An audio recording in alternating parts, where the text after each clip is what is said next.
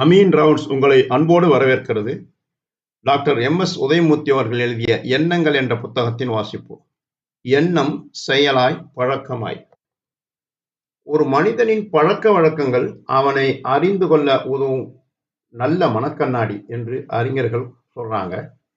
நல்ல எண்ணங்களிலிருந்து நல்ல பழக்கங்கள் ஏற்படுது.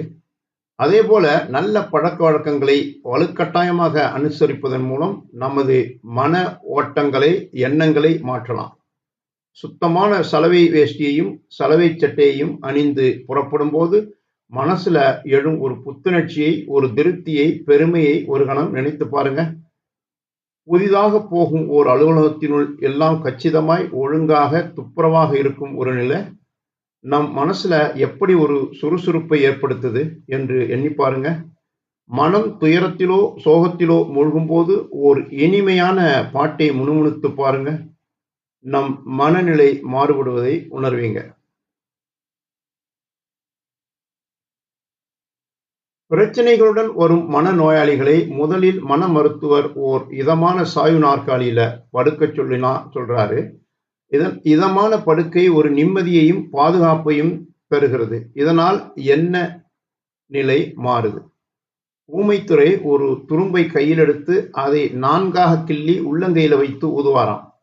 அவரது உள்ள வேகத்தை இது வெளிப்படுத்துது.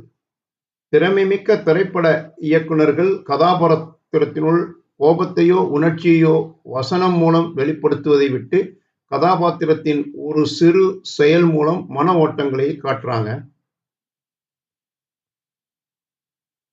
நமது புற நடவடிக்கைகளை மாற்றவும் அதன் மூலம் நம் மனநிலைமை மாற்றவும் மனநூலார் பல வழிகளை சொல்றாங்க.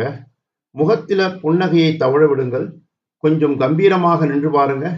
தலை நிமிர்ந்து நடங்கள். நடக்கும் வேகத்தை சிறிது அதிகப்படுத்தி பாருங்க. கூட்டங்களில் முன் வரிசைகளில் உட்கார்ந்து பழகுங்க. பிறருடன் பேசும்போது குரலை உள்ளே விழுங்காமல் தெளிவாக நிதானமாக பேசி பாருங்க. பிறருடன் பேசும்போது கண்களை கண்ட இடத்திலும் பரவ விடாம பேசுபவரை நேரே நோக்கி கண்களை செலுத்துங்க என்கின்றனர் மனநூலார். தன்னம்பிக்கைக்கும் தைரியத்திற்கும் இதைவிட நல்ல மருந்து வேறில்லை.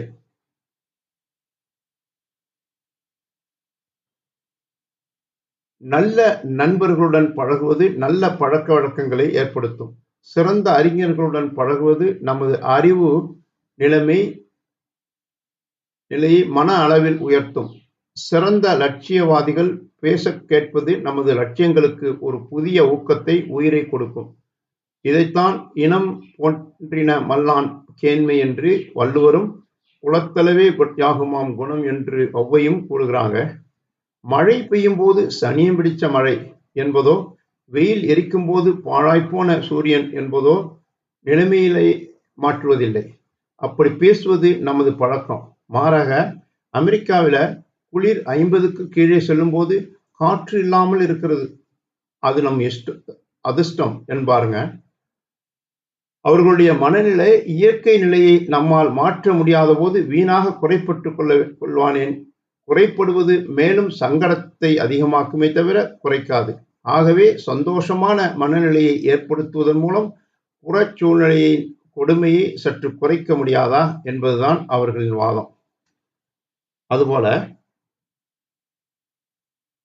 நல்ல புத்தகங்களின் கருத்துக்களில் மனத்தை தினந்தோறும் ஈடுபடுத்துவதும் நல்ல பழக்கம் என்னும் விதைகளை விதைப்பதற்கு ஒப்பாகும்.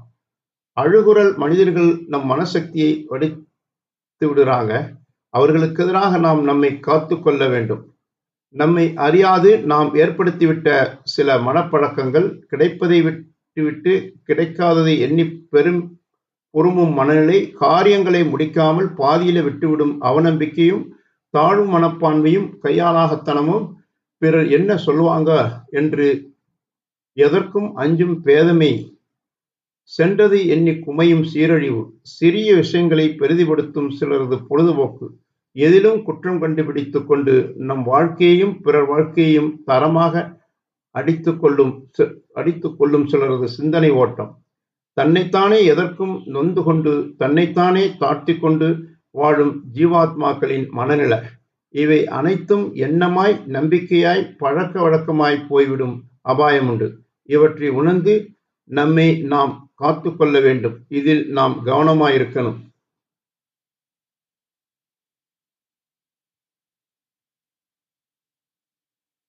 இதற்கு மாறுபட்ட நல்ல மனோபாவங்கள் நமது வாழ்வில ஒளியூட்டும், மகிழ்ச்சி தரும்.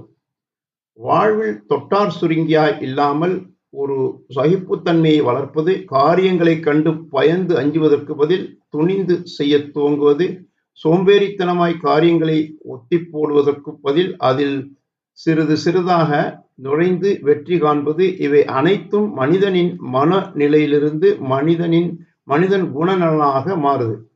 மனிதன் ஒரு நல்ல ஹாஸ்ய மனோபாவத்தை வளர்ப்பது, நமது குறைகளைக் கண்டு நாமே நகைப்பது ஒரு வளர்ந்த பண்பு. நமது குறைபாடுகளை புரிந்து கொள்ளவும் போக்கவும் இது உதவும். ஒரு நகைச்சுவையாளன் தன்னை சுற்றிலும் சிரிப்பை கலகலப்பை பரவ விடுகிறான். மக்கள் எல்லோரும் அவனை சுற்றியிருக்க விரும்புகின்றனர். நல்ல பொழுதுபோக்குகள்ல ஈடுபடுவதும் நமது ஆக்க சக்திகளை வெளிக்கொண்டு வர உதவும். எண்ணம் மட்டும் போதாது, எண்ணங்களை வாழ்க்கையில கடைபிடிக்கும் பழக்கங்களாக மாற்றவும் வேண்டும். நாம் நல்ல பழக்கங்களை ஏற்படுத்தும் முன் நமக்கென்று சில வாழ்க்கை தத்துவம் வேண்டும். தலைவர்கள் மேதைகளின் வாழ்க்கையிலிருந்து வடித்த 3 தத்துவங்களை முக்கியமாக அறிஞர்கள் குறிப்பிடுகிறாங்க. அவை: நான் துடிப்பு நிறைந்த மனிதன், நீங்கள் முக்கியமானவர்கள் என்று நினைவும் செயலும், நாம் என்ன செய்ய முடியும் பிறருக்கும், என்னை சுற்றியிருக்கும் சமூகத்திற்கும் என்பவைதான் அந்த தத்துவங்கள். சிந்தித்து பார்க்க நிறைய இருக்கிறது அதுல.